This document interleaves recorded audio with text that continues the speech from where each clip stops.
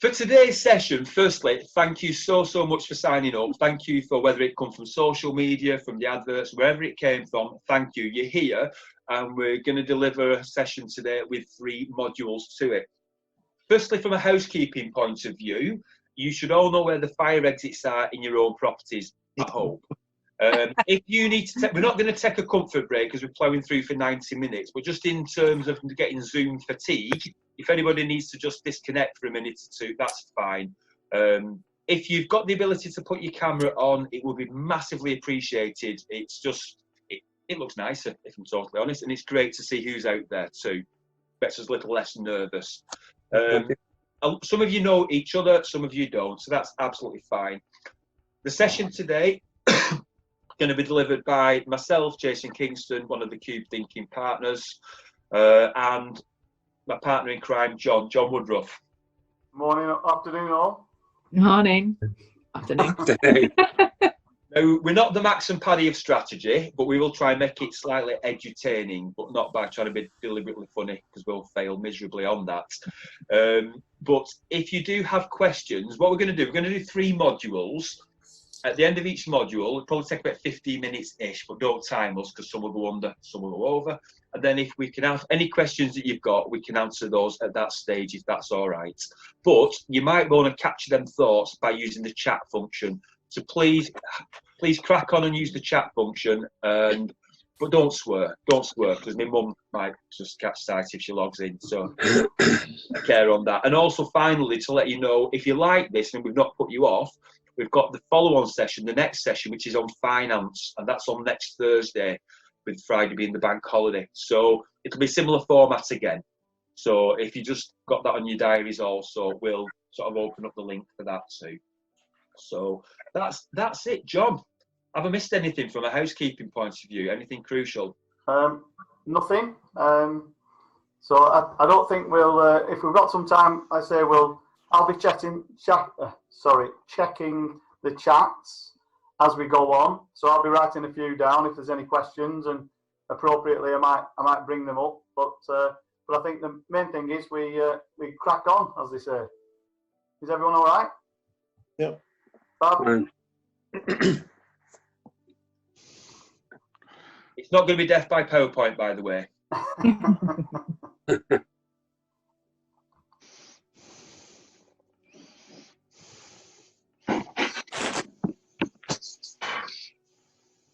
Okay, so we've got so the format, as we've said, we sent this through to you earlier. We're going to work our way through. It's roughly about 90 minutes.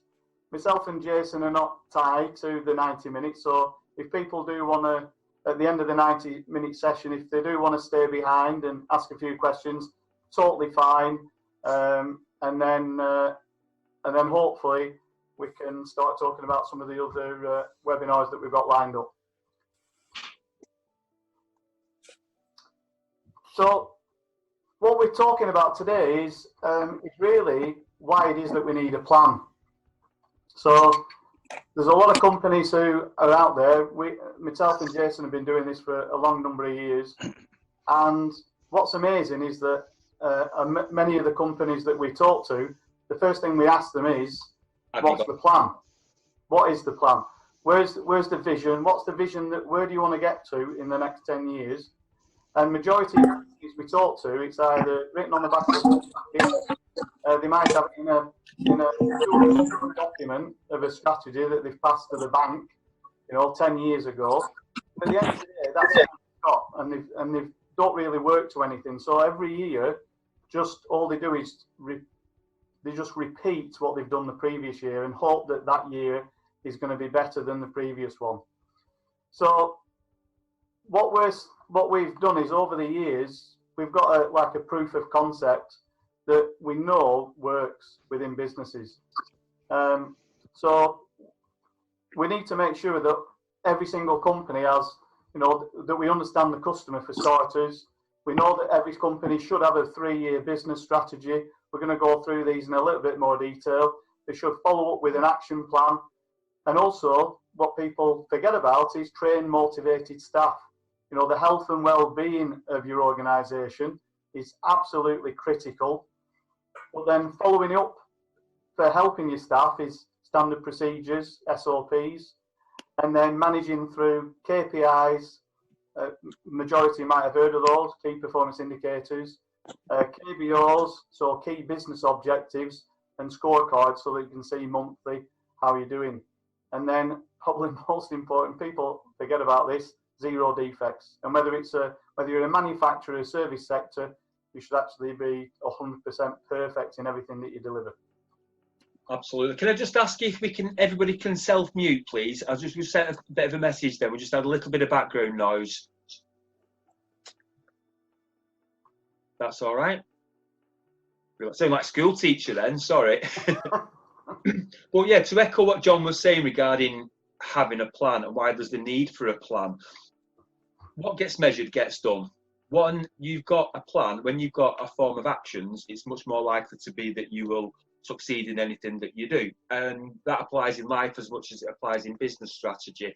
And that plan, the more resilient that plan is, the more able you are to cope with challenges which are thrown at you. And if you think of the challenges which we've all faced in the last 6 weeks, because 6 weeks ago the world was a totally different place, the businesses that we've seen which have started to thrive in there have either had a plan which enabled them to be prepared, and we'll touch on that later, by terms of a business continuity plan, or had the ability to rapidly plan and rapidly pivot because they had a planning mindset. And mindset was quite important, well, very important in a lot of businesses which are now seen starting to thrive.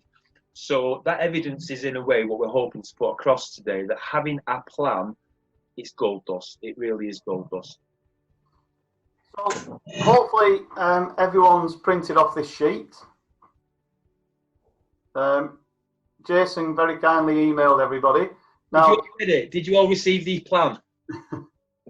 Now, don't worry about it if you haven't. Thank you. Don't worry about it if you haven't, because what we want you to do is to think about this sheet. This is, we do quite a lot of world-class audits on businesses just to try and get a benchmark. So we're going to quickly go through this with you all, and we want you to score yourselves. So if you look at this matrix and you think about each of these items at the bottom, we want you to compare yourself to where you think you are against world class. So for example, I'll give you examples on each one of these 6. So operational excellence is, how do you deliver your products and services to your client, your customers? Do you feel as though you deliver them on time, perfect quality, without defect, every single time, without question? Now, if you feel as though you're delivering on time perfectly, then you might feel as though you're world class. If you feel as though, you're still delivering, you're late with a few items, maybe you get your orders wrong, you deliver the wrong products, you're late, then actually you might be below average. So in that case, if you think that you're the latter of those, you might want to put an X in this box here. Now, customer intimacy, Jason? Yeah, exactly. So for customer intimacy and voice of the customer, how well do you know your customer? Now, whatever size of business that you are, the better that you know your customer, the better you are to deliver what your customer wants. And actually, also in addition to what your customer wants, what your customer may need, or even what you can exceed what your customer may not even know that they need. So to do that, to have that voice of the customer, how often do you speak with your customer? And when we say how often do you speak with your customer, that doesn't just mean that you talk with them or you talk at them, but you're listening, and there's active listening. And that information, every time you have a transaction with your customer, that interaction enables some data to be collected or information to be collected. Now, if you're a sole trader and you're dealing with customers on a one-on-one basis, nevertheless, when you're dealing with them face-to-face, for example, if you're in a butcher's shop, in that situation, you are having physical, verbal communication, non-verbal communication, and they're communicating back at you. And you can typically see what is delighting a customer and what's enabling people to give you the signals. They're also in a digital way, and we're moving even more into a digital way. That then expands to become not only your voice of your customer, but in some cases, your voice of your user. And that enables us to consider the customer experience, but also to consider what data we've got on there too. So how well do you know your customer doesn't just mean what you think you know, but how much more do you know? For example, you might even have a digital strategy which pushes into having cookies and all sorts of stuff. So that's what we mean. World class is having that deep information. Okay. So the next one is products and services, which is leading directly on to what Jay just mentioned earlier, which is, you know, how good are your products and services that you deliver? Because if you've got a really good a good relationship with your customers, you really should know what their journey is going to be over the next 3 years. You should also be planning and doing the NPD, which is the new product development for your products or services, so that they actually fall in line with exactly what they're going to want as well within the next 2 to 3 years. So the plan of what you supply and deliver, products or services, then falls in line exactly with what your customer wants. Exactly. And then moving on then to staff development and engagement, how are you engaging with your staff and how are you encouraging them to generate ideas? How are you encouraging them to have a culture of trust where no idea is a bad idea and that actually the cleaner might have a fantastic idea? So how are you engaging with that? What's your continuous improvement culture? And also, what do you know as a leader about continuous improvement in itself in regards to taking an idea through to implementing that idea and showing how it can be much better? Well, what we're trying to, a world-class company would ensure that as the employee walks up to the front door of the office or the factory, we want to make sure, a world-class company, make sure that when they got to that door, they won't open up the rib cage and take the heart out and take the top of the head off and take the brain out. They want them to be whole. They want them to come in and work within the company, with the hearts and the minds. Exactly. And finally then, digital maturity. So how digitally mature is your business? You may have a website, but that may or may not have part of a digital strategy. Your digital strategy may include some social media, but not an awareness of all social media. You might be doing some interaction, but you're not collecting the data. A world-class business is one which would be collecting the data and would be using predictive analytics to preempt what a customer may want and to implement that into supply chain, for example. The low average would be still working predominantly on phone, an old computer, perhaps not even on 365 and an old version, which is on there then, and not really optimizing what is available. I waffled too much on the previous ones, by the way. John sent me a message telling me to I'm shrinking it down. That's continuous improvement in front of your eyes. And then the last one, which to be honest to all of you, we don't normally keep on this matrix, but it's just prevalent today. And it's like, so how well as an organisation, thinking about it, how well was your continuity plan prior to the coronavirus? How well have you coped during the coronavirus? Did you have anything in place so that when you finish up having to work from home, you had everything set up, you had your supply chain set up, that kind of thought. So what I want you to do is to put some X's on, so eventually your sheet should look similar to this. Don't put this, don't copy what I've put. Think about your own business, and then put the X's on. So we're just going to give you all a couple of minutes just to do that.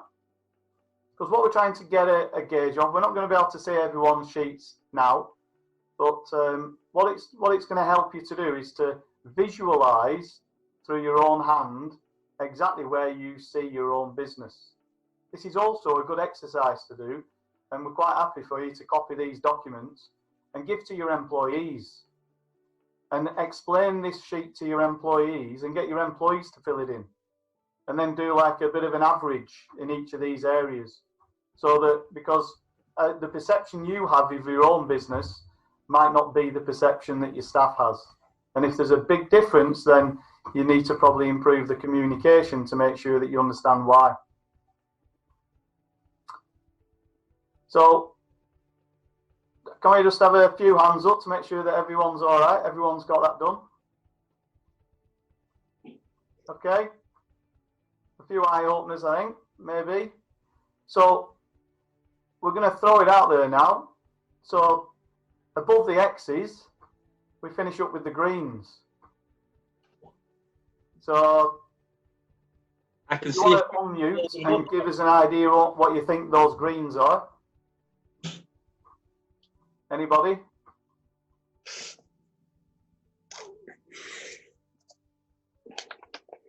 Is there anyone out there who knows what the greens are? Room for improvements. Exactly, room for improvements. It's opportunity, isn't it? Yeah, Yeah. it's all opportunity. So, and what we want to do is we want you to see today that just by filling that matrix in, you can now see that there is a massive area of opportunity throughout your own business. Like a green pasture. Like a green pasture. And what we're going to do is we're going to help you to put a plan in place to make sure that you achieve that. John, are we allowed to ask if people would like to show the scores so far? Yeah, that's good. I'm a bit cheeky. If you'd like to show them to the camera, that'd be ace. Can you see that? Yeah, put them up to the screen. Yeah, close up. All right, nice. Brilliant. Oh, I've got upside down, haven't I? No, I've not. And No. looks like for Morecambe, we've got the digital version as well. Why am I not surprised? So we got. So just looking at what we're seeing, there's a lot of you. There's a lot of you who've got on your screens. You're putting up that you find yourselves average or below average. Now, for a sustainable business, you really need to be looking at being above average or even into fast follower on the majority of those. So, because otherwise you're just going to start falling behind. Average doesn't mean anything in business. So, why should he develop a strategy plan for the next 3 to 5 years? Well, ideally, what we want to be looking at is you want to be looking and thinking realistically, what is the vision? What is the vision you want for your business? So, and we're not talking about, we want to be the biggest, the best in the world. We want to have a realistic vision. What is the vision in your heart? Where do you see your business within the next 5 to 10 years? Because, it might be that you want to actually build your business up and sell it in 7 years. So unless you're true to yourself and you actually see that as being your vision, then you're really never going to be able to develop a plan and you'll never achieve that target of selling your business within 7 years. It might be that you want to build it up to a certain size and pass it on to your children. So whatever that vision is, you need to be thinking about that. That's the 5 to 10 year. But to achieve that, what you need is you need to have a plan then to develop and get the stepping stones for the next 1, 2, and 3 years. Now, some of these tools and techniques you might have seen previously. So, business model canvas. I think we can have a show of hands to see anyone else who's has anyone seen this before? Yeah, business model canvas. No. So there's a few shaking their head. The business model canvas is. We can share all of these documents with you as well. The business model canvas is a standard tool for helping you. Majority is new starters, but if you've never looked at it before, it's worthwhile just working your way through this sheet. We're not going to do it today. We haven't got the time. But it's worthwhile working your way through the sheet to populate it and to help you focus on really what it is your business is achieving. And it's shown over the years. I mean, there's sometimes a case for having very new, compelling approaches, but at the same time, sometimes some old classics like this are incredibly valuable, and sometimes they're old classics for a reason, because it just focuses the mind. John, you've been using this for a lot longer than I have, just because I come at practice from a slightly different way. And you've seen a lot of businesses benefit from this to focus the mind. Is that correct? Exactly. So, I mean, if you just look at some of the headlines on here, start thinking about if you were setting a new business up, you can appreciate why they would fall in. So it gets you thinking about who your key partners might be, what the key activities are that you're going to be doing within your business. What's the value proposition? What is it that you're going to go out and market? The customer relationships that you're going to have. How are you going to keep them? How are you going to grow them? So all of this is relative. But actually, if it's something that you've organically grown your own business, maybe that you're all entrepreneurs. Maybe that you've started this as when you were at university, and it was an idea that you came up with, and all of a sudden it's just grown over the last few years, and you've got to a stage and you think, wow, that was a journey. I don't know how I got here, but maybe I need to be a little bit more detailed and structured in developing my business further. So this is like a perfect tool for you to help to achieve that. Yeah, and Claire's just added in there that she's used a business canvas in the past and has found it useful.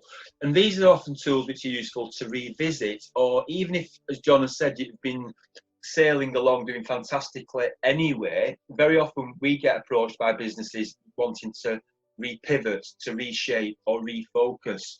And in that situation, we might use a combination of more jazz hands, new tools, but equally, these are the elements just to refocus, or sometimes wanting to do a new product. So this focusing on, and for example, channels, use channels as an example, is exactly something where channels have changed. You look, if my daughter and her business was looking at this, she'd be looking at TikTok as a channel. So the world has changed and it does evolve, but sometimes the tools can still have a total relevance. So the majority of our clients, I would say most of our clients are high growth clients. They're clients who are looking at building and developing the business, with 20% growth year on year and probably being well established. We noticed that within the audience today, we've got Andrew Henderson. So if you want to wave your hands around Andrew. So Andrew's also running a program on Boost. So this is for helping businesses over. He's got a program set up run through Boost. So it might be worthwhile if you're like a bit of a new starter and you want a bit of a push over the next few weeks. Then Andrew's got a great program called the GSP program. Absolutely, you'll have seen it on LinkedIn. You can either contact Andrew directly, or even if you're happy for us to refer you on to Andrew, if that's all right. Absolutely, yeah. Thanks for the shameless plug there, guys. I appreciate it. Well, at the end of the day, this is about helping Lancashire businesses. And if we're talking vision and if we're talking forward view, it's only right that we cross-reference an amazing tool which is on offer for Lancashire businesses. So if folks would like us to pass you over to Andrew, we'd love to do that, please. We're all on the same team at the end of the day. Thank you, Jason, and thanks, John. And just to give you an update, we've reached 200, so we've supported 200 businesses. Oh, fantastic! We've hit the 200. It's been amazing. Thank you. So one of the other tools as well. This is an orbit. So I'm just going to pull everyone out here. So has anyone actually seen the orbit before? This is Tim Smith's, isn't it? Who's talking? Sorry, I'm under Kurt Allman, but it's actually Dwayne. All right, okay. Hey, okay. How are you doing? I'm good, mate. I'm good. Did I resolve that domestic issue the other day for you? Yes, you did. Send me an email, help me solve a dispute with the missus, but it was actually a commercial thing, wasn't it? Hey, you've got the cheese as well. Good man. So what we find is we've got, you can take this outdoors, you two. So what we've got here is, we've got an orbit, and this is a fantastic way to look at your own business. So the way that it's predominantly used is people would start filling in the details within here. So this would be your current year. So this is going to help you to start thinking about a plan over the next 3 years. So if you start putting the figures in here, you might have a turnover here of 100,000, but then you might have a plan, and within 3 years you might want to get to 500,000. So what are the stepping stones that you're going to take you to get from current year through to year 3? So if you might say, well, on year 2 I want to get up to 200,000, 300,000, and then a big step change up to 500,000. But eventually then you can start coordinating it and thinking, well, how many staff do I have? What staff do I have, and how many staff do I need to increase over time to accommodate the increase in turnover? And what are you working on? What funding capabilities, or we mentioned about new product development and new products to deliver. What's the products and services that you're going to implement and deliver over a period of time? And it focuses the mind that as you may have an aspiration in one of these areas, that you may have to have a knock-on effect in others. So you may have to increase your funding capability to get more staff, to increase those number of sales. And that vision that you've got, this helps you to start to refine that vision and to bring that vision into more breakable, downable chunks, for want of a better phrase, or what we may call KBOs, key business objectives, a little bit later. Okay, so geographies, you know, who are the strategic partnerships? You know, there could be supply chain. I mean, to be honest, strategic partnerships today have probably all fallen through. People would have said, you know, I'm single sourcing currently and buying everything globally and going to China, when actually, you know, probably all the agreements have been thrown up over the last 6 weeks. Routes to market, how do we get the sales? You know, continuous improvement. There could be anything from what you're working on as far as with your staff or your products and services. But it's how do you make those continuous improvements within your team? I mean, we talk about lean manufacture. There's a process called lean manufacture, which came from the car industry with Toyota. But that's a culture of continuous improvement for businesses.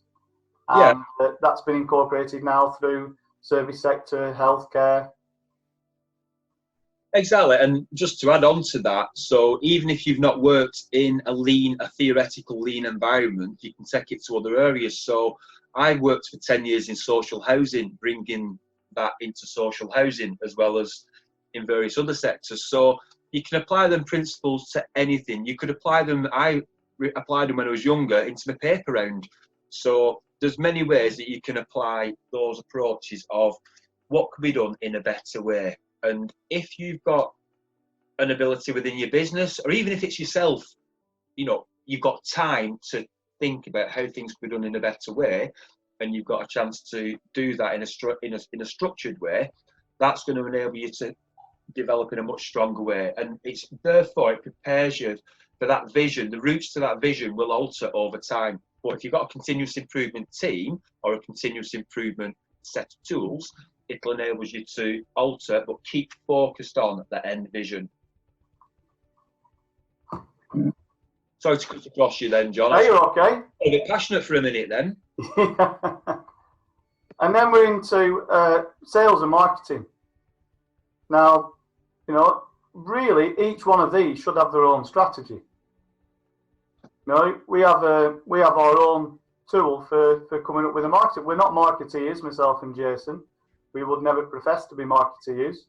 What we would do is we'd ensure that anyone who's driving sales should also have a proper marketing strategy to back it up. You know, what I would do as well is there's some fantastic webinars that have already been produced on this Ask for Help by Boost, and I would recommend to all of you that you go onto the Boost website and you have a look at those webinars. So there's some great information on them.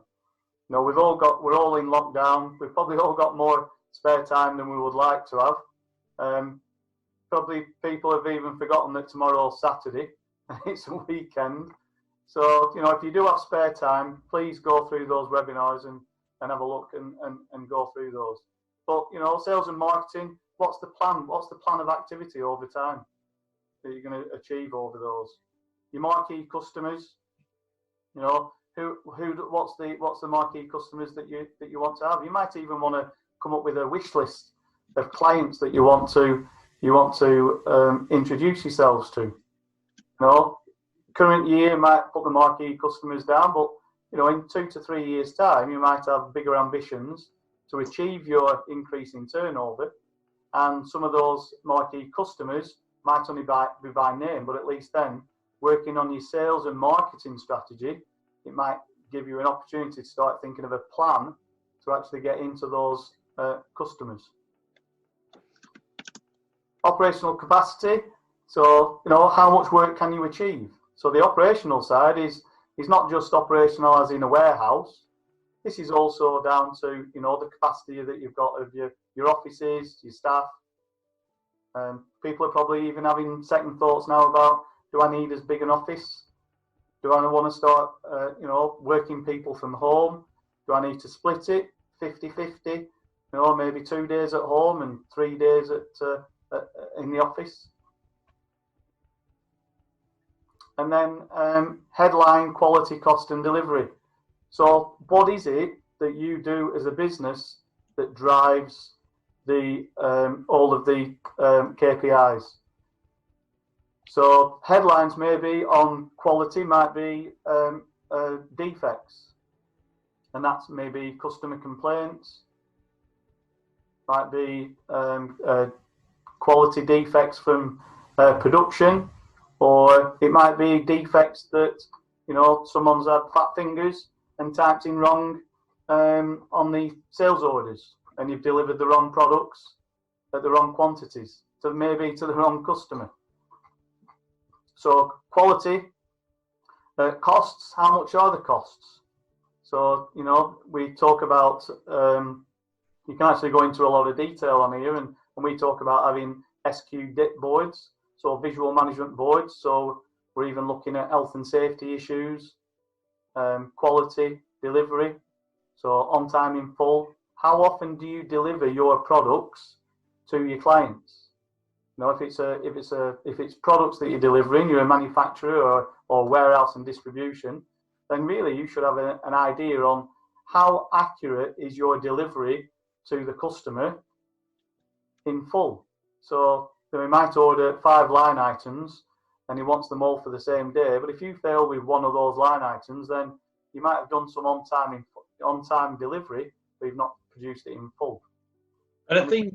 Sorry, Jason. No, I was just going to emphasise what you're saying there. And I think looking at the audience of who's in here, whatever sector that you're in, the metrics that you choose to measure would be variable upon the sector that you're in. But some stuff will be totally comparable. So when John just said then about complaints, for example, or defects, whatever the defects are across whatever sector that you're in, they would be applicable. And we've just had a message then from Mike Wilson there, just asking about the metrics which you would have for operational capacity. And I think in that situation, then the answer I put then, John, and so was I would use what we refer to as a SIPOT, where you just look at suppliers' inputs, the process outputs, and who the customers are for identifying what those are. But Mike then asked the question regarding operational capacity. So how would you know how much capacity you have got to deliver what you need to deliver? And I think whatever type of business that you are in, knowing how much you can deliver enables you to schedule and to resource forward. But John, I don't know if you've got any thoughts on there, if I took it out of context, because my background is less manufacturing. No, I think you're spot on. The main thing is though is that you do understand what your operational capacity is. What is it that you can deliver? Even if you're telesales, you can only answer so many calls in a day. So or if you're a manufacturer, your machines will only run at a certain speed, and you can only produce a certain quantity of product. So even if you're on assembly, individual times associated with each job will only allow you to build so many products. My son he builds bikes, road bikes. Luckily, he's still working, and he's set a production facility up in my garage. But he gets three bikes delivered every day, and they take 3 built bikes away. But they don't got 4 off because they know that he can't build 4.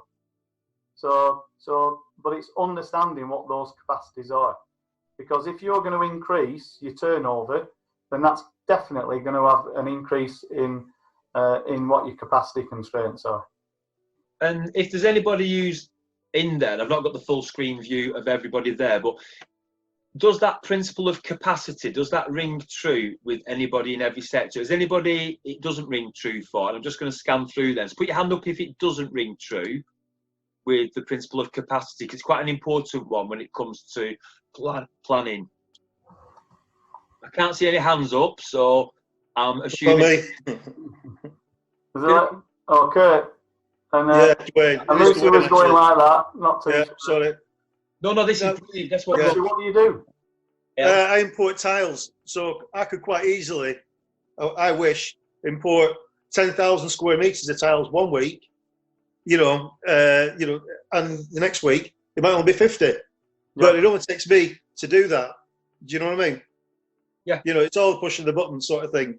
It's just another digit on the computer more than anything. So, but your then again, capacity is going to be on the distribution, though, isn't there? There's only so many tiles that you can distribute in a week per person. Not necessarily, because the fact is that it's all down to me. But if I work, it depends on how many orders we've got more than anything.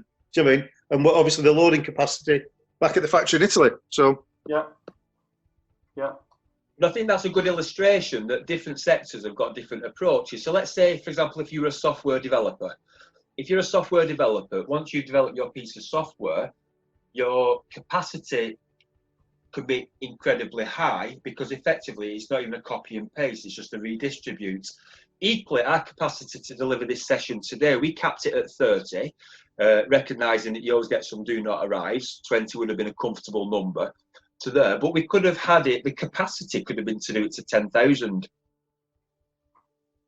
And I think that's kind of what we're coming from, so much as it's being aware that in some of the businesses that we are running, there is a capacity. So when John and I were delivering this kind of training to people on a face-to-face basis, there would typically have been as many people as you could get in a room. It would have been, but then the capacity, how we would have spread it out and it would have been around. So it's just, the key thing is it's that awareness of that concept of capacity.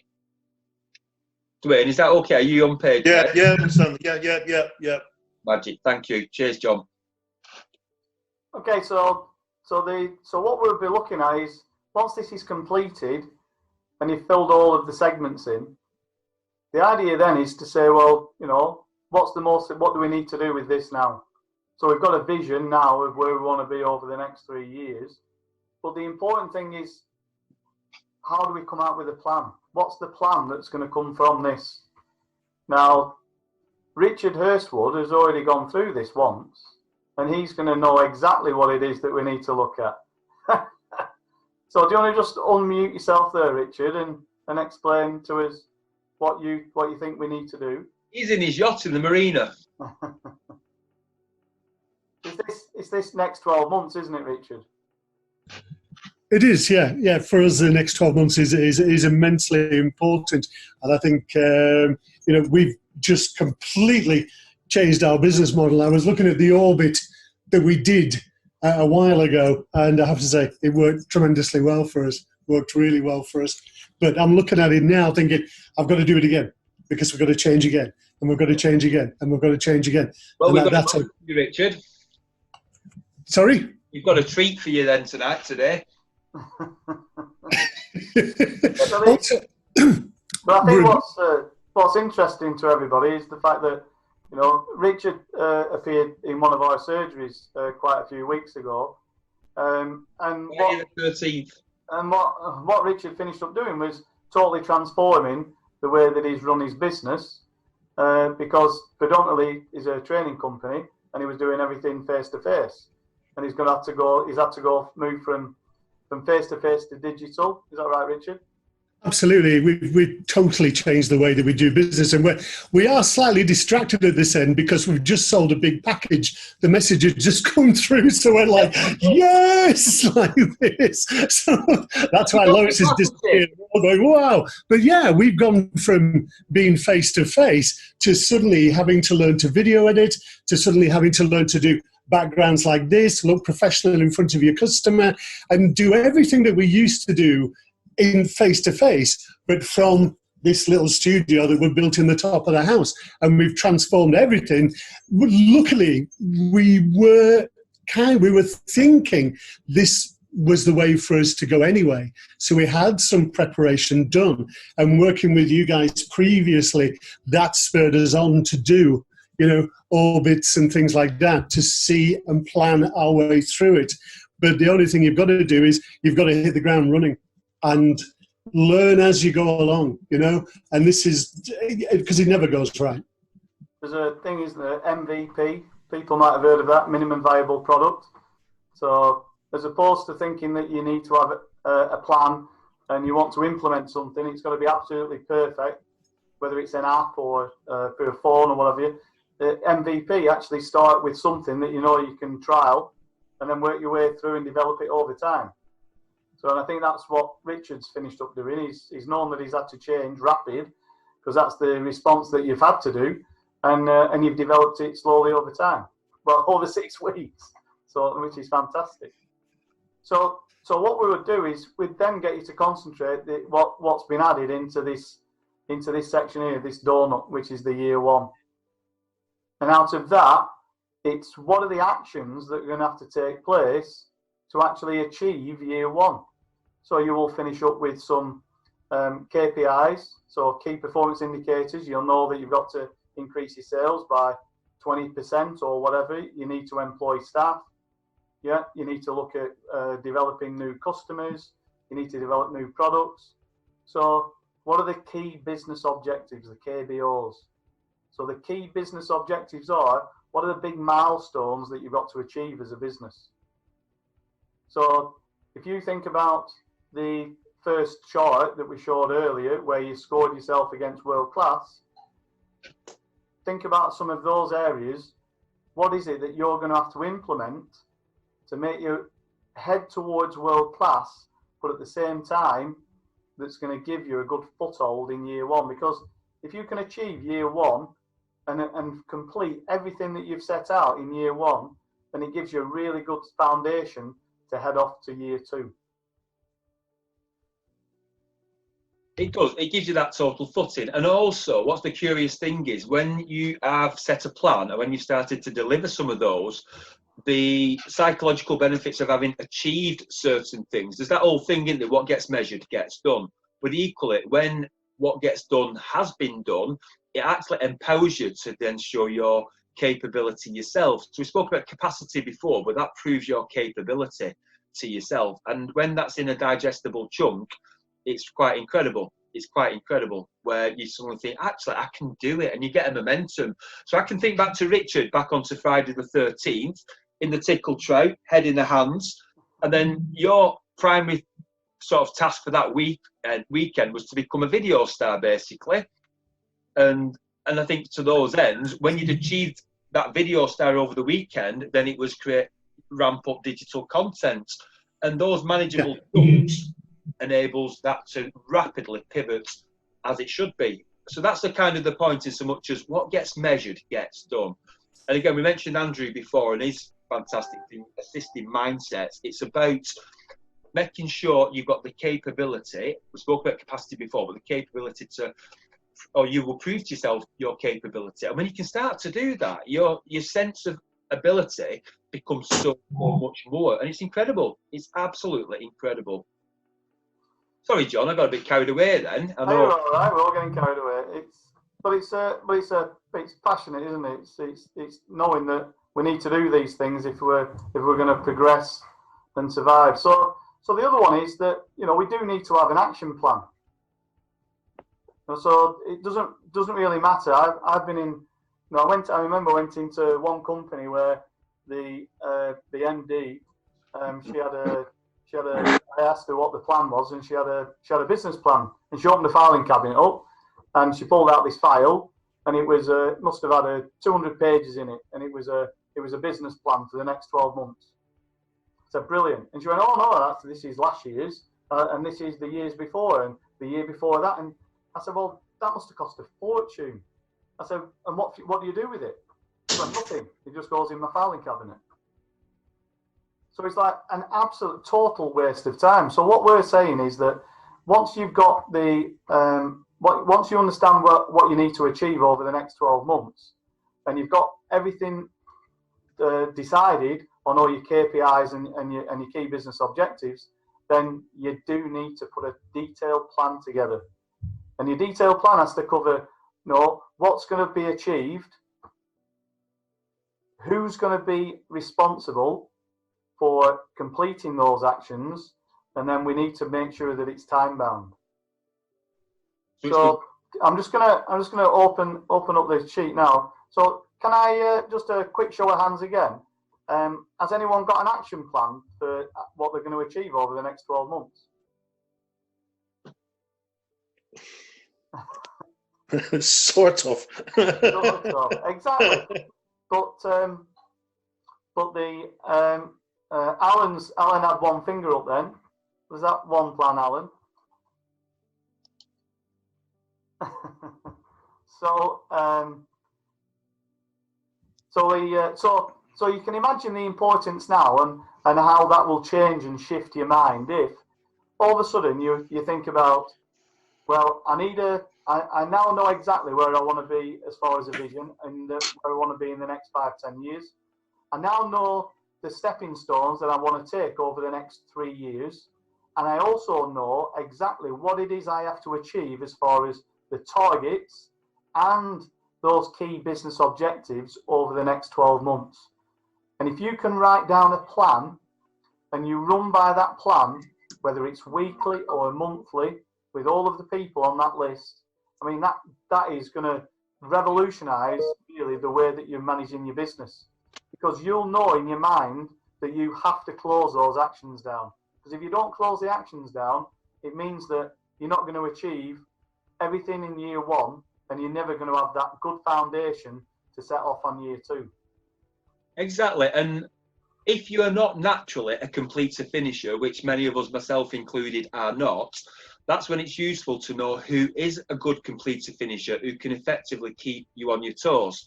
So this is where it's useful having a partner who is more wired like that, like I have with John, in so much as what gets measured gets done. And if you are the sort of person who may get distracted for whatever reason, that can be to a great advantage, but to make sure that your plan gets done is just to think, and this leads us into the next section in a minute, in so much as who, as part of your team, is there to make sure, boom, boom, boom, have you done this? Have you done that? Have you done that? Have they got the behaviours? Who's the terrier? Who's the Jack Russell who can snap at your heels to make sure that it gets done?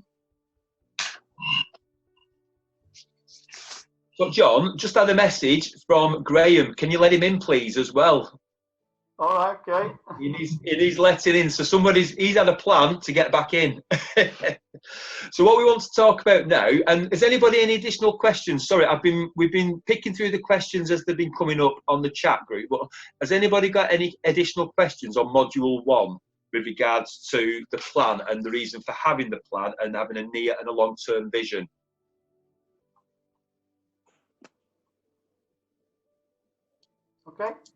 Okay, that's fine. So what we're going to move on to now is the team. So John showed you before the chart, what we sometimes call a Gantt chart. And on that chart is, we listed the what to achieve, and then it was the who. So you might think, well, why is there a whole module here? And it won't be anywhere near as long as the last one, because we merged the introduction into there. But why is there such an emphasis on having the team? What's so special about that?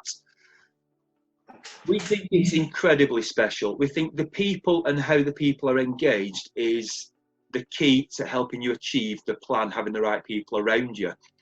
And when it comes to having a vision, when it comes to having that forward view of where you would like to go to, that's fantastic. That's absolutely brilliant. And we'll talk a little bit later about scenario planning, which is the route to there and some of the issues which will come along. But who is in your corner? Who is in your team to enable you to get there? And that team, they can be the best minds to be there to assist you and to take you through, can come from often very different places. Sometimes we think that to achieve that vision, to the strategic minds or the team to do that is only those close to you, those who are known to you. If you're a sole trader, it might be you and a trusted advisor, or you may have some support from Boost, and that's fantastic. But we need to look bigger with regards to where the influences are in part of your strategic team, and it's not always where you may expect, to be fair. So the best minds which can assist that, which you may have to hand, would be your board. So if you've got a board, your board should be providing you with some strategic insights and some fantastic skills. Non-executive directors, if you've got them, should have the ability to provide a steer. And ideally, you would strategically choose non-executive directors from areas where you know are not as strong as. So we're often seeing a trend these days for people to employ non-executive directors with IT bangs. So, John? So I just want a quick show of hands now. Is there anyone in the group now who feels as though they're a little bit isolated in this position? No, because what we're saying is, you want to be thinking about your own business and developing a plan and a strategy. But is there anyone in the room now who, just put your hand up if you feel as though actually you're a little bit isolated and you're not so sure if you've got anyone else who you can help with some advice? So we've got Brian. Hey, Brian. Yeah. Nikki, Richard, possibly, because there is quite a lot of help and advice as well through the Boost with support, and it might be worthwhile considering or having a chat with us afterwards. For example, there's Boost Mentoring, which is a brilliant, which is a fully funded support run by CB Partners, and that might be an option for you there, Brian. Nobody should be alone in this county, or in this country to that matter, but nobody should be alone in any shape or form. And that includes to a business point as well. There's amazing stuff out there, and the support and the different insights, sometimes it can take just one insight which can strategically make a big difference. Richard, you've had fresh people sticking their oar in, and hopefully you've seen the benefits of those fresh insights. And sometimes we'll do your head in, but other times we may offer some stuff which is useful. Thinking of the staff that you've got at any level. So it could well be that your cleaner was a commando in a previous life. Did you ever ask them? Did you actually know? It could be that your cleaner is a phenomenal natural budgeter because they have had to, or she has had to, manage on a shoestring budget for so long. She's incredibly wired on making rapid financial decisions. So think differently about who may be able to be assembling that team. Equally in your strategic team, think of who your partners are, and that links in with what John was saying then. Your partners from the Boost network, but your partners may well include your accountants, may include any strategic advisors, sometimes it's specialist consultants, often it's Sherpa guides. It can be people from various different areas. Those partners are the people who you've got access to, who are there to be drawn upon, whether it's through paid support, funded support, a friend. Sometimes a useful insight is that person in the pub. Sometimes they're not the best only insight. When I was a financial advisor, so many people would say, yeah, but I was talking to the butcher, I'm not too sure about these particular unit trusts in this Far Eastern fund. That's interesting. Tell me about that. So the people, the best minds for you can come from far and wide places, but equally, there's a little bit of a check-in and balance regards to the quality of the insights that they would provide. And that's why I say it could be that your cleaner was a former commando or a Marine and actually is very well placed. John, I saw your finger go up then. So what we've got to understand as well is that, if it is your company, what we're not saying is that we start off with a, if it is that you're going to use the orbit, and there's other tools outside there, and we can talk about them another time, but if it is that you decide on utilising the orbit and you want to complete it, we're not saying that you use your staff to fill that in from day one. What we're saying is that you push your ideas out onto one piece of paper to give you an idea, because you have the vision. It's your business. You want to drive that business, and you've got all of the ideas from where, as far as the roadmap that you want your business to go to. And what we're saying is that you put those ideas down on that piece of paper. And once you've then got to a position where you feel as though you got most of it out onto the sheet and you've had a bit of a brain dump, then it's then who do you bring in after that? Because if you can bring in a team of directors, managers, supervisors, or even as Jason said, people through all the company, if you can involve them to actually help you to develop that strategy, then all of a sudden there's a little bit of ownership. Exactly. And there's more chance of you implementing a strategy if you have ownership of all of your staff. And if they feel as though they've helped you to develop that strategy, and then every time you ask them, please can we, we need to develop a new system. We need to implement a CRM system. We need to do an ERP or an MRP. We need to do things differently. Then all you need to do is refer back to the strategy, and people understand exactly why they need to change, because they know that it's part of that roadmap. Exactly. And there's included in that conversation as well can be your suppliers. If part of your strategy is to flex in an agile way, can your suppliers through the supply chain provide you with the correct things at the right time if you expanded or if you diversified? Have you asked them questions? Equally, going back to the point we said in the previous one at the very, very beginning when we spoke about voice of the customer, what are your customers telling you? And some of the customers will be able to provide you with incredible insights too, but will inform how you can achieve what you're looking to do.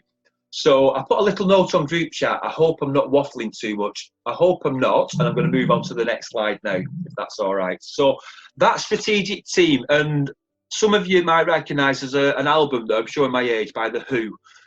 Who are you? Who is that strategic team? So how do you know who they are and how they are? Well, you need to communicate with them, and you need to recognise that how you communicate can include or it can exclude who the people are. So communicating that you are working on a vision or you are shaping a vision, but equally how you share that vision so that team and those individuals get their head around it to see if they're the best people to help that.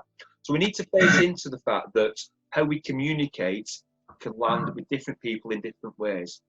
Also, the people that we mentioned, how do you know they're actually qualified to support you? Or actually, there can be sometimes some fantastic surprises when you use tools like skills matrices, where you look across your staff and the other people that we've listed to see who have got the actual skills and knowledge that you require, and actually the behaviours, because some people can have fantastic skills and knowledge, but when it's a crisis or when there's rapid decisions being made, they've not got the mindset for it.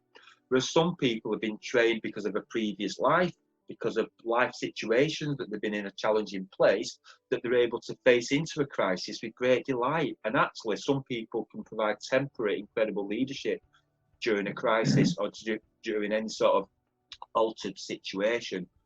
So the personality insights are mentioned because very often, if you work for a larger business in the past, if you had insights, did somebody say something then?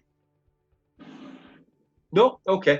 What I was just saying then is regards to personality insights. So everybody is slightly different, thankfully. And we will all have different makeups. And there's different ways you can measure that. Often some tools called Lumina is one way of checking your personality through something called a Lumina Splash. There's another type called Myers-Briggs Type Indicators, which apparently I'm a field marshal. I think I've actually ever told John that. And the key thing is everybody's different, and some people will have had a measurement of that personality type that they've got, and that's fantastic. And if you've not, just being aware that there's different personality types provide different uses at different times. And if you're building a strategy to get to your vision, being aware of who in that team is built in a particular way. So some people are very better at doing more political conversations. Some people are more used to hard-nosed conversations, and it's playing to those strengths. John? So one of them that some people might have heard of is Belbin, which is, it's what Belbin said was really there's an ideal team that you can have with different strengths and weaknesses. So if you consider that, if you had a team of people in your organisation and they were really creative, then that might be great. It might get lots of ideas out. But all of a sudden, you need to have other people with different skills for people who are going to do research. You need to have people who are going to do the sales outside in the business. They're not going to be creative. You want people who are going to be the completer finishers. The ones who are given a task and they get their head down and they just work all the way through until it's finished. So one thing that you should consider as well is thinking about your team that you're working with, and appreciating that not everyone's the same. Exactly, and that difference is good, but it all has its place. If there's a team of people just like me, perhaps not too much will get done, but there'll be lots of thinking done, some people would say. So it's looking into what you've got. And the reason for mentioning that is because it helps you then identify where you've got some gaps and where you may need to look elsewhere to complete your team. So we mentioned before about non-executive directors plugging in gaps like IT or whatever it may be. Having that awareness, as John has just described, enables you to see where you've got some blind spots.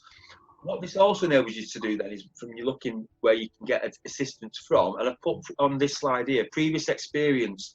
Some people who may have military experience, and I put crossword champion on there. You might think, what on earth has that got to do with it? The book on the previous slide was by a chap called Matthew Syed, recent book, Rebel Ideas. He says, looking on his bookshelf, and he wrote another book called Black Box Thinking. But in that book, what they realise is, have you all heard of Bletchley Park? So during World War II, Bletchley Park, the code breakers, Alan Turing and the gang, effectively they reckon they shortened the war by many, many years and give us such a competitive advantage against Hitler, thankfully. But one of the things that they had for looking at sharp minds was they did a crossword competition, a complex crossword competition, and the winners of that were invited to become code breakers at Bletchley Park. It was a honey trap for them. Thinking of who can assist your strategic team and looking where you've got the gaps is then thinking, who are the problem solvers? Who are the people who think differently? And as I put on the next bit then, mindsets. We've seen in the recent challenging situation that mindsets has been one of the competitive advantages to businesses which are now thriving. Recognising that you yourself may not have that mindset, but you know somebody who has, can make a heck of a difference when you can think, I'm not the completer finisher. However, John is. So therefore, he will make sure that I get done what I need to get done. Or in some situations where it needs somebody who's more political, you may say, well, actually, we could do with them to front that out. Thinking who's out there. And the more diverse, the better. If your strategic team is full of the old grey men of last century, you're going to struggle in this competitive environment. The more diversity you can got, not in a forced way, but because the benefit of advantages out there, the better. So are you including in your people from a minority background? Are you including in your women? Are you including in there your Generation Zs? So from a social media perspective, John and I will be looking to our daughters, sons, and that wider spectrum of people who are in their social group to try and get insights in, because we know what our blind spots are, and we're always looking for other blind spots, because I'm sure there'll be plenty from there. But diversity is important. Whose opinions and whose insights are you not getting? Because the more insights you get, the more likely you're going to be able to crack some problems to help you achieve that vision. And that's your strategic team. So if we move on to the next slide now, and you think the roles of that team that can be, and however big or small you are, these are just personas, if you will.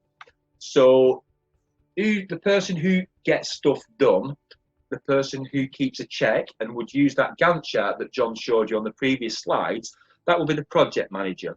Now, in some larger organisations, they may have done Prince 2, they might have done APM, they might use Scrum or Agile. That's of lesser relevance than having the person there who understands there's a list of actions and they have to get done and they need to be sequenced at a particular time. That's the project manager. And even if you're not enormous, to get stuff done, you might have to have the project manager in your head, or it's with considering who can plug that gap to make sure I do what I do. Look at the side of there. I've got all these post-it notes. Some of them are to tell me to put my left foot in front of my right foot. That's so I remember what to get done, so I don't get on John's naughty step. It's looking at who's the engineer, who's the person who can look at solutions which can be solved, who can enable new stuff to get made and to get done. And that doesn't have to be a software engineer as much as it can be Bill in Burnley in a foundry. It doesn't matter. It's who can enable you to get stuff done. In this day and age, sometimes your engineer might be somebody who kindly sent me a tripod through the post yesterday, because when I was doing webcasts, I thought the phone was falling down. That was a natural engineer who sent that gift through yesterday. The pub quiz champion, why on earth would that be somebody in there? Because you've always got somebody who likes to organise and likes to do the communication, and likes to do the gathering, and to share stuff out. When you're looking, going back to your voice of the customer and what the customer insights are, who's the pub quiz champion amongst yourselves who likes doing the questionnaires, who understands questionnaires, understands communication and can get stuff out there? The lateral thinker. Who's the person who reads books on one subject and can see the relevance of it in another subject? Who's the person who might realise that speaking to somebody or reading books on military strategies will help medical strategies, because they may see the benefits in firing 10 lasers at a cancerous tumour from 10 different places rather than firing one whopper which damages all the tissue and all the organs on the route to there. That's a lateral thinker. That's a lateral thinker. And that was an extract, I think, from Black Box Thinking, if I'm thinking of my plagiarism right there. So, and then the innovator. Who's the one who sometimes just seems to come out of solutions out of fresh air? Who's in your toolbox? Who's in your wider team? And even if you're a sole trader, who is that person? And you know what? It could be that person you go for a curry with. It could be that person in the pub. It could be that imam at the mosque. It could be whoever it may be. There'll be somebody you know that just comes up with ideas for fun. You need them in your toolbox, don't you? And then the metronome, which is similar to the project manager, but who is that wise old grey man? We spoke about the grey men before, but actually there's a need for that wizened person who just says, hang on, let's just, first things first, let's just take it that way. They tend to add weight to the project manager and just make sure that you're not racing at a rate of knots, you're just keeping to the pace that you need to do. So when you think of your strategic team, those are some of the personas that we find useful. And from the personas, then we move on to, thank you, John, you're incredible. You're like a Jedi on this. So the tools that we would use. So for that strategic team, a team needs to have tools, don't it, in its toolbox.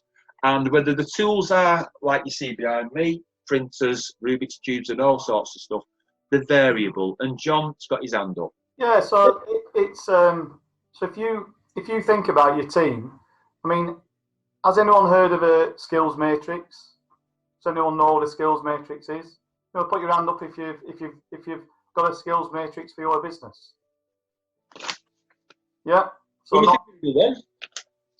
what a skills matrix is if you think about all of the tasks that need to be completed within your business, then you should be able to assess each of your employees against those tasks. That's, you know, not for redundancy situations. It's just so that you know exactly what it is that what jobs or roles everybody can achieve. So we do a skills matrix where we have every single responsibility for the business. So you might have a skills matrix for warehouse. You might have a skills matrix for customer service, one for external sales. You might have one for finance team. But if you think of each of those roles and what responsibilities, exactly. Thanks for that. If you think about each one, you really want to understand, you know, of each of those functions, have they heard of it? Or have they heard of it and they might be able to do that function with a bit of support? Or actually they can do that function without support and they can run it on their own. Or alternatively, it might be that they're that good, they're a bit of a Jedi, and they can actually train people up on that function as well. So you really need to be assessing all of your staff against each of those functions. Now, if you can see, and if you have a skills matrix, and by all means as well, we can distribute these as well at the end of this. But if you start having a matrix of all of your staff down one side, all of the skills, and a score in the middle, as Jason's just shown, then it really gives you a good insight into where your skills gaps are as well. So not only the people who you can turn to who have the additional skills, but actually it'll start identifying all of the employees and where you're lacking within your skills within certain functions. So part of the plan moving forward, one of those might be to actually work with your staff to come up with some training programs to upskill some of your employees. Exactly. And when we talk about the skills on the skills matrix, actually we mean three things. So we mean the skills, but we also mean the knowledge too. So somebody can be highly skilled, but they may also need to have a high level of knowledge. So you could be highly skilled as a facilitator, but you may not have a great deal of knowledge on a particular subject. that may or may not be useful. So there's the knowledge, and then also what we find also is important, and we sometimes call this the shadow corner, if you will, is behaviours. So if you think of the team that you need to help you get to a particular place, somebody could have all the gear, but no idea. They may not have the bedside manner or the tenacity to get you through. They may not have the grit to keep on until you get to the nth degree. They may not have the mindset to just be looking for ideas everywhere and to see where they can get that from. So as well as within skills, there's skills, knowledge and behaviours there. Okay. So of the tools, so we mentioned the skills matrix, there's also governance as well. So it's just making sure that who does what when they say they're going to do what they're going to do. That is crucial, that is important. And governance within any project team or within any strategic team is crucial. Equally, if you look at the documents that you are using, making sure that you're all operating on a common type of document, not 3 different versions. So if you've got, talk about skills matrix, you're not just using 5 different types, because that's as useful as a chocolate fire guard, quite frankly. The communication methods as well. So in a digital world now, so it might well be that when you've got a plan and you're looking at who does what and when, you share that perhaps on a tool like Trello.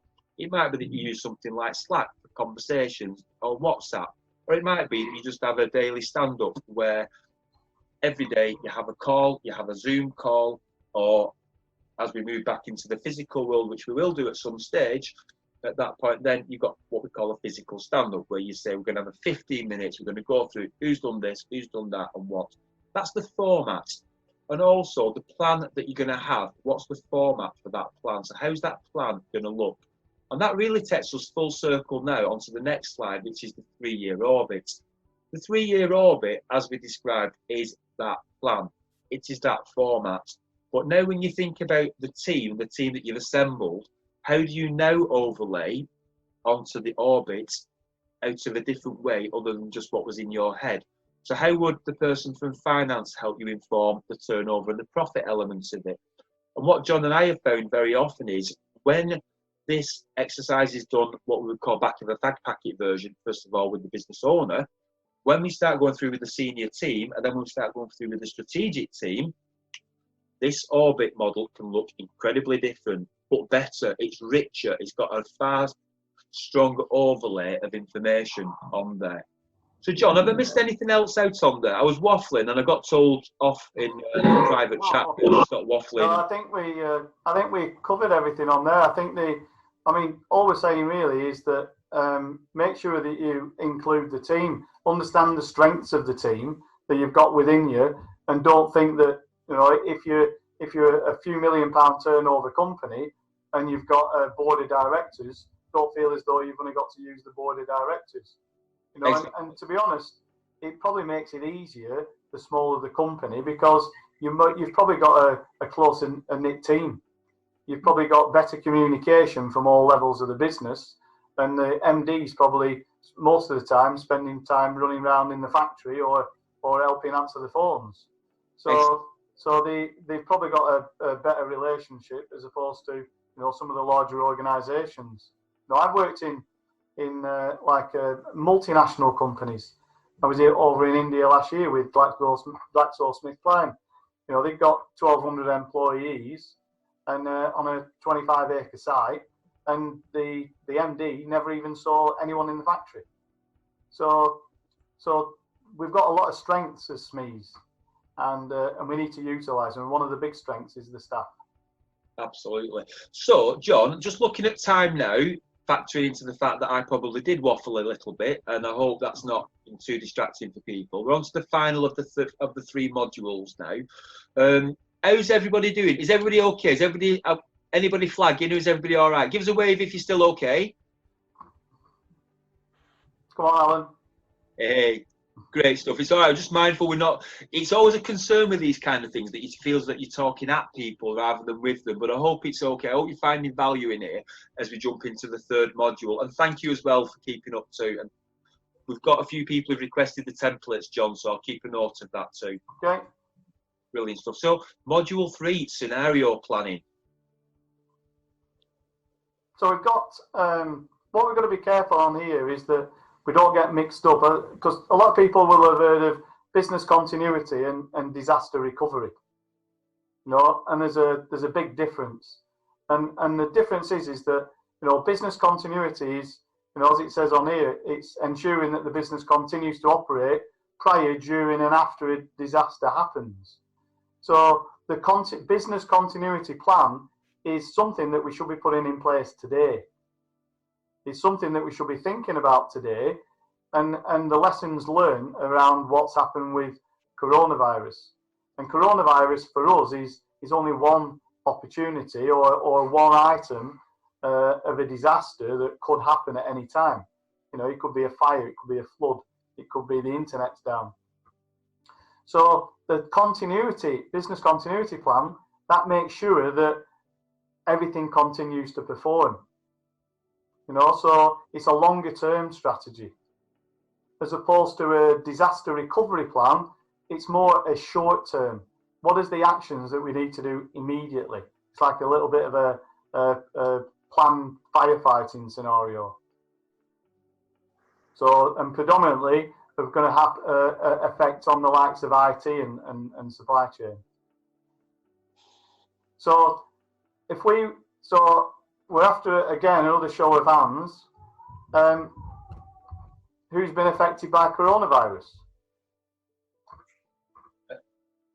Yeah, everybody, absolutely everybody. I mean, we've been affected by coronavirus. You know, no one would have guessed what was going to happen. Myself and Jason are both business consultants, and within a 4-day period, every single one of my clients postponed every single day of consultancy. So, you know, we're all affected by it. But what you do is you have to start thinking about, well, actually, what's going to happen and how can I run my business differently? Or what plans can I put in place to make sure that if anything like this happens again, it might have an effect, but at least it's not going to have a massive, devastating effect. So what we've done is we've just put this next slide up just to help you to focus on some of the areas that you should be considering. And we've put this so everyone recognises this from the orbit from earlier, but actually what we've done now is we've put it as business continuity and scenario planning. So thinking about, well, these are the headlines really that you should be considering and putting a bit of a plan in place for future. Because think about your brand. Think about your brand. The decisions that you make today, people will remember in the future. So if you were, for example, British Airways, all of a sudden they furloughed staff and now they've announced that they're just going to make a load of them redundant. Is it a quarter of them? Quarter of staff they're going to make redundant? Big number. Yeah, people will remember that in the future. They probably think that they're hiding that fact because there's so much turmoil going on. But actually, it's going to have an effect on the brand. There's a lot of stuff that's gone on with Virgin Atlantic over the last few weeks. You know, they think, and unfortunately, a lot of that probably could have been circumnavigated if they'd got if they'd done proper marketing. You know, if they'd done if they'd worked closer with a lot of the IT and newspapers, TV, etc., and they got the message out properly, then it wouldn't have had such a devastating effect on the business. Jason? No, absolutely. Just to endorse that, if you've ever had the privilege of working with a professional comms team, they're screaming out at the moment, as John said, you will be judged in a year's time by how you've dealt with this crisis now. And a lot of businesses have either dealt with issues has not necessarily been the best, or in some cases they've not put across the story, the impression, the perception that they've been operating in the best way. Now, if you had a comms strategist there working with you, or you had those insights, you'd be protecting your brand. You'd be clear on what your brand is, and you'd be protecting your brand. So you'd be viewed as a solid, safe piece of support in a crisis, or somebody who continues to deliver whether there's a crisis or not, or whatever it will be with your brand. But your brand is going to be absolute gold dust. Don't consider that at your own peril. Really needs to keep forward of that and protecting that, and actually your brand can be strengthened too. So, you know, IT and infrastructure, you know, so thinking about what, you know, all of a sudden, without anyone realizing it, we're all going to have to start working from home. The amount of Zoom calls that we've had over the last 6 weeks is more than I've had over the last 20 years. You know, using Skype or WebEx or the likes, you know, and some of those calls now are not coming across as very professional because of the broadband connection. So, you know, so what's the IT and infrastructure? How do you manage that within your own business? You know, if it is that you're going to have to, you know, put a plan in place, you know, for continuity, then what is it that you need to implement or start to implement or have a plan to implement as far as IT and the infrastructure around it? You need to start looking at the way that some of the laptops are that are issued to your staff. You need to start thinking about some video conferencing facilities for people to have at home. You know, what else do we do as far as our staff? We bring health and safety in to make sure that when they're working in an office, they've got a decent desk and they're sitting at the right height and they're not looking down at the screen or looking up at the screen or looking across. And yet we're all right. We're looking at Lucy and she sat on a sofa. So, but this is fine for today. But in the future, as we're developing, then this won't be acceptable. If we're going to work from home, we have to have the same professionalism and the same considerations to our staff as we have when they're working in the office. Thinking about the customers, you know, how are we going to deal with customers? You know, so we ran some surgeries for Boost, and we've helped over 120 companies. And out of the survey that we did, 50% of the people who filled it in said that their accountants didn't even contact them. Now, that's why would you not want to contact all of your customers? You know, why would you not want to explain, you know, some help and support that you can offer them over a period of time? Why would you not want to contact them and say, you know, unfortunately something's happened, and we've got a plan in place, and we might have to restructure, and we might have to reschedule on the way that we are delivering our products or services to you. And also consider customers and improving that communication to them. And cash flow, which has probably bitten quite a lot of people up the ass over the last 6 weeks. You know, but it's not a laughing matter, is it? No, but you know, quick show of hands now. How many people in the room now have got a cash flow projection and they update it every month? Yeah. So, you know, I mean, we're not saying that that's probably the norm, not to actually have a cash flow projection. But you can imagine now if we asked a question and said, you know, how much cash can you survive over the coming weeks, months, then you've probably got no idea. You're probably guessing and say, well, hopefully I can last out a month. So, you know, setting up that cash flow and running a profit and loss is really important. It takes a little bit of time, yeah, but the importance of it, of having it there to hand to be able to see, is paramount. You know, shop floor and offices. So, you know, what's going to happen over that period of time? What happens if there is a flood? Yeah, and pipes burst. Then how do you look after that? What about the shop floor?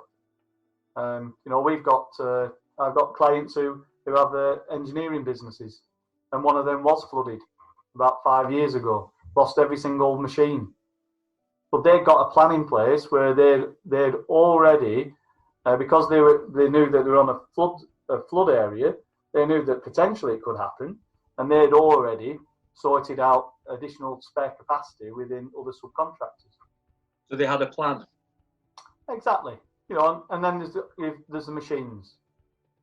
Jason? That includes IT machines as well. Just on the terms thought of machines and clocks, we are approaching past now. We are probably going to go over by about 5 minutes or so. Is everybody all right with that? Is that okay? Just wanted to check, and I'm probably the guilty party with waffling, so apologies that it's stretched over slightly, but I hope you're getting very apologetic, Jason. So might as well do it before you give me a rollicking. okay, so Jason's right. Do you want to carry on with the IT machines, Jason? Pardon? Sorry. So as Jason was saying, you know, we've got the machines, which includes the IT, you know, and it's what do you do with your servers? What do you do? You know, are you going to go cloud? You know, so and we're back over there, aren't we, as well, to IT and infrastructure. But then the big one really is now that's affected a lot of people is supply chain. You know, there's we were talking earlier about Kurt, and he's supplying. He gets all these tiles from Italy, but what happens when that supply chain breaks down? You know, so there's a lot of a few of my clients. They're manufacturers, and they're probably second and third tier. And some of them have, you know, they're buying items. You know, we've got this global economy, and people think that it's brilliant. We can buy stuff from China, but what was the first thing that happened? Well, China closed the borders. All of a sudden, they can't supply. They can't get any of the items supplied from China, which means that they can't produce any of their products, which means that the products that they're passing on to their customer means that they can't sell any of theirs either. So the supply chain is absolutely crucial. And what we'll probably find over a period of time is that people start looking at splitting the supply chain. So single sourcing, I think, is probably going to be a bit of a thing from the past, even if it's down to 80-20% or 70-30. In fact, a good thing currently is, especially in manufacturing circles, is there's a big drive now to build manufacturing back up in the UK and actually start bringing some of those critical items back into the UK. And thankfully, that's something I'm working with Lancaster University and Boost, and then staff and employees. So I think you all probably get a bit of a picture now, as in what it is that we should be looking at as far as the business continuity plan. And the idea of this is that there is a little bit of homework, and one of them is that we want you to fill these charts in. The blank charts that you were given and emailed out, you can reprint those off, and we want you to start filling them out and then developing your own plans. So if I crack on to the last slide. So this was the slide that we showed you right at the beginning. And what I want you to do is, after what we've talked about, and you now probably understand the importance of not only having a vision, but a plan, and then to put an action plan together. What I want you to do is, we're not going to switch the lights off straight away. We're 2 minutes over, but as long as you're all right for time, what I want you to do is just put your head down, think about this blank sheet that you've got in front of you, and I want you to write down 1, 2, 3, or even 4 if you've got time, ideas that you want to implement to improve each of these processes.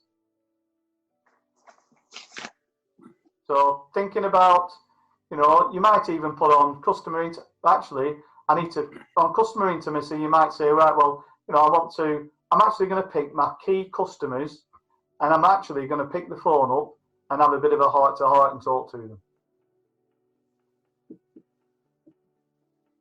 Staff development and engagement. You know, you might think, well, actually, I'm going to get a skills matrix, and I'm going to have staff reviews and one-to-ones, and have really open conversations with them, and develop training programs. You know, digital maturity and system infrastructure, you might think, well, what's been the major issues during coronavirus that's bitten me up the backside? And what are the things now that I need to not implement as far as temporary solution, but as far as permanent solutions? You know, operational excellence. Maybe if you've not got a handle on quality, maybe you need to set up some systems that need to bring all that data together so you can do some root cause analysis to identify why is it costing you so much. One of my clients, they were turning over 600 million, and they were spending $7 million every year just giving it back to customers because of defects and rework, so on claims, credit notes. But you can multiply that by 3, because not only is it costing you on spare parts, but also service engineers to travel around the world, but also as well less of lack of credibility. You know, the lack of customer confidence within your business. So, has anyone written any items in there? Yeah, maybe 1 or 2. Yeah. Any contenders? Yeah. So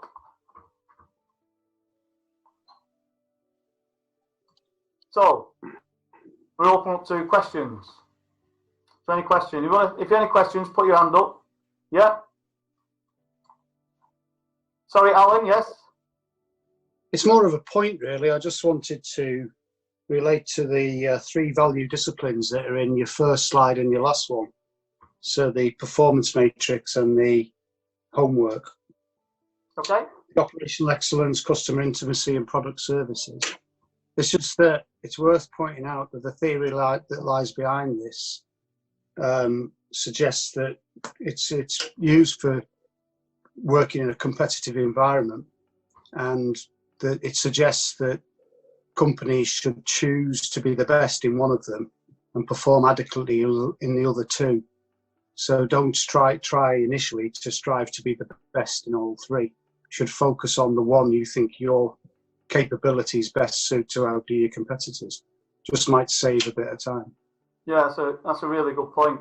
Yeah, because we've got to put our time and resources into what's going to have the maximum benefit to our organisation. You know, so what you have to be careful of is, and Alan's right, is that we've got to be careful that we don't try and do everything tomorrow. You know, so when you come up with an action plan and you write down the items that you want to implement, then what we would do is we'd tend to get companies to prioritise them. So think about them as far as what the effects are within your own business and prioritise them. Is it a high impact action that's going to have maximum impact on my business? Is it going to have a medium impact or a low impact on my business? And then also, probably in another column, and we've got templates for these, is to actually decide whether, you know, is it a short, medium, or a long-term action that needs to be implemented?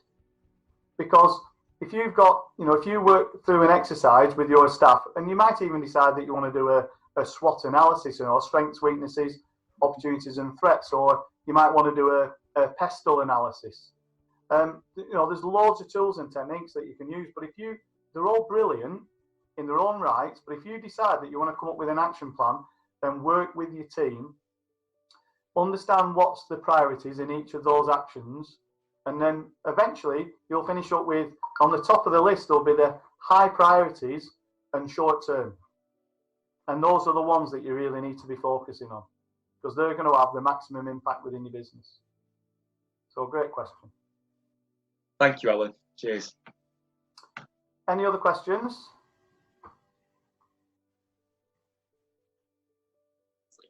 The only thing I can say is I need to buck up on my digital maturity. That's highlighted big time.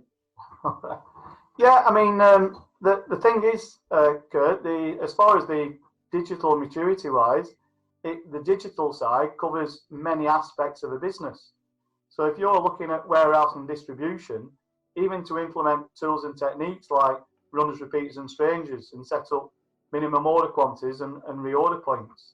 That's just one area. But then it's how do you manage those stocks? Do you have a MRP system or an ERP? How do you manage your IT function? You know, so, you know, is it all networked? Can I give you a scenario here, John? Of course you can, Kurt. Yeah. How weak I am on this, yeah? You keep calling me Kurt. I'm actually called Dwayne, but I don't actually get my son's name off there. There's 3 dots in the top corner. See them three dots? In the top corner, geez, oh. 3 dots where your picture is. Where the picture is, yeah? Let's see the picture. Yeah. No, I want to screen switch. Perhaps we need to have a call offline, but yeah, I think we do actually. Yeah. And just to one of those points regarding digital, to rapidly pivot digital, and we heard the story before from Richard, and it's applicable to many other businesses.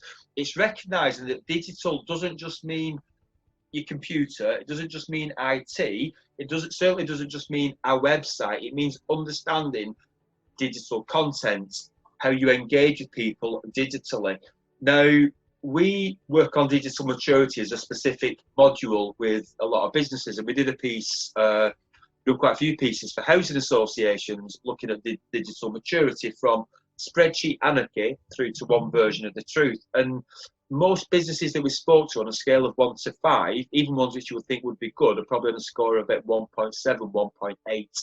So when it comes to having, as John's described then, having an ERP integrated with your CRM, which pings out things onto the internet, links into your social media strategy, which pings to your younger people, having a dance on TikTok and all the rest of that, and also looking at predictive analytics and data analytics and other stuff. As you can see, there's a real spectrum of stuff. But back to brass tacks, what gets measured gets done. Where are you operating? What systems are you using? And what information are you getting from those? And how are you protecting that? How secure is that information? And how secure is that ability to keep trading? So it can be a whole world in itself, but you know, you're absolutely right. At least there's an awareness of that, and at least there's an awareness that IT and digital are not the same thing. And actually, there's a bit more going on out there. And I think the fact you're aware of that is gold dust. So, over a little bit, 10 minutes. Richard, was that a question? No, I was just going to say one thing that's been highlighted to me a lot is the importance of social media. That's been a massive change for us. I've suddenly gone from being very quiet on there to really being quite noisy on social media now. And that's making a big difference to the business that we're starting to get. Yeah, absolutely. Yeah. So, but this is all now about, you know, if people had started thinking about the actual strategy over the next 12 months, maybe they'd want to put some kind of digital strategy in place. That should be tying up with marketing, you know, and then that marketing activity is going to have that positive effect then on the sales, and they need to be aligned, don't they? Absolutely. So to bring everything all up now, we've covered 3 modules. We hope you've given you an overview, if you will, on having a new and a long-term vision, assembling the team to help you get that vision, that strategic team. And then we've looked closer then at scenario planning and just having that awareness that stuff can come through which can put curveballs in the mix, and particularly in the current environment of looking at it in that 90-day window. So I hope you found value in what we've been discussing. We've been talking of the spirit of continuous improvement. We are learning as we go with regards to delivering these in a Zoom way. I'm sure we'll get slicker as time goes on. John? So when we send it to an end, what we'll do is, as long as you're okay, we're going to send everyone a link to a survey, and we're really keen, you know, to have an open feedback on the webinar today, because as Jason said, it's all about continuous improvement, and we just want to make sure that when we deliver these webinars, that we deliver everything that everyone requires and everyone's expecting. So thanks very much on behalf of myself and Jason. We really enjoyed it. And if you want to talk to us again outside of here, you've all got our email addresses now. And if you want referring over to any of the other Boost support, that's also fine, and we can do that for you as well. Okay. Well done, guys. That was great. That's Thank you very much. All right. Thank you so much. Thank you for bearing with us. Don't forget your homework. Don't forget your Exactly. homework.